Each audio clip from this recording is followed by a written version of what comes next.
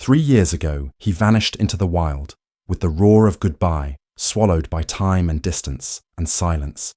She stayed behind, with nothing but the weight of memory, the echo of padded steps, the warmth of golden fur fading from her arms.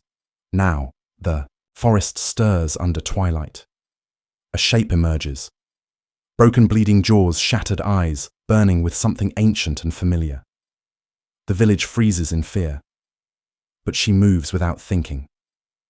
Her breath caught between past and present, because some bonds do not break, they wait, they ache.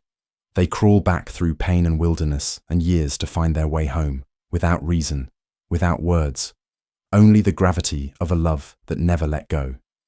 Each morning she swept the same stone path, leading nowhere in particular her broom, moving slow and steady over fallen leaves, as if clearing time itself from her doorstep. The kettle always boiled at 7. The tea steeped too long in the same chipped mug, and she would sit by the window that faced the forest, watching nothing pass as though waiting for something to come back. The carved wooden bowl remained by the door untouched but never forgotten. Sometimes at dusk she would hum, without realizing a tune half remembered from years ago. A lullaby meant for no one. Her hands still moved with practiced care, slicing fruit, grinding herbs, folding linen with a tenderness that had nowhere to land. The village called it routine, but it was ritual grief disguised as calm devotion, disguised as habit. And though her face showed peace, her eyes always drifted toward the trees as if they still held the shape of something golden, something lost, something that once knew her name. The day they came for him, the sky felt too still, as if even the wind held its breath. The rangers spoke gently, but their words cut through her like sharp glass promising safety, a new life far away beyond fences and forests. But all she could see was his eyes wide and searching, confused, the way he pressed his head against her side. Not understanding why the world was changing again, why the arms that had saved him were now letting go. She held him longer than they allowed, whispering his name over and over like a prayer, like a spell. Like it could anchor him to her, but it couldn't, and when they led him away, she didn't cry. Not yet. The tears came later, when the quiet stretched across days and weeks and months. A silence not of peace, but of something missing, something torn loose. Her hands forgot what to do without him. Her voice forgot how to speak to anyone but the trees. She moved like a shadow through her own life, small and deliberate, careful not to touch the edges of memory too hard. The house remained the same, but she did not. Her laughter disappeared. Her warmth cooled, and the world she'd once opened to a lion closed again around her like a shell. And inside that shell time slowed, until it became stillness, until it became waiting, until even the ache of loss dulled into something heavier than pain, something like forever. Let me pause here for a moment, and now I want to ask you, where are you listening to this story from? Have you ever had someone, a person, or even an animal, remember you after years apart? That quiet moment of recognition that says, I still know you. If this touches something in your heart, subscribe or follow. There are more stories ahead that speak to the soul. It started with a sound, the soft rustle of leaves at dusk, something she had heard 1,000 times before. But this time, it felt different, slower, heavier, like a memory. Waking up, her breath caught in her chest before her thoughts could catch up. Her body was already turning toward the trees, and there between shadow and fading light, something moved, not with the grace of a predator, but with the weight of pain.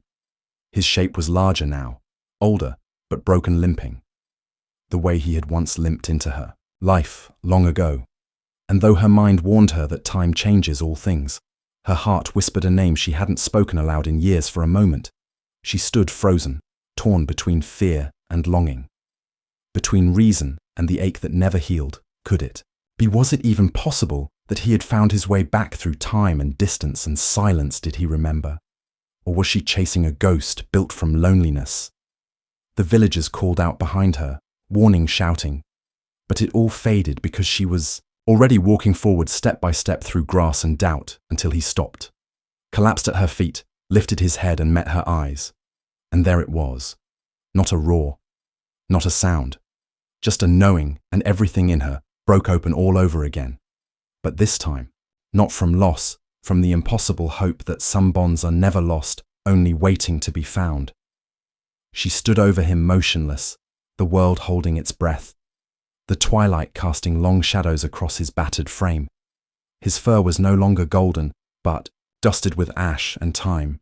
Yet as she knelt, a familiar scent rose from him, earth and wildness, and something she had never been able to forget. Her fingers hovered just above his mane, trembling, not from age, but from the weight of memory, from fear that touch might shatter the illusion. But when her skin finally brushed his fur, he didn't flinch. He leaned into her with a slowness that spoke of trust, still alive and ancient. And she felt the shape of old scars beneath new wounds, the ones she had once nursed, the ones she could feel with her eyes closed. His breath was ragged, his body weak, but the sound he made cracked the air. A broken purr, deep and hoarse, but real and hers. And it hit her like thunder. It was him.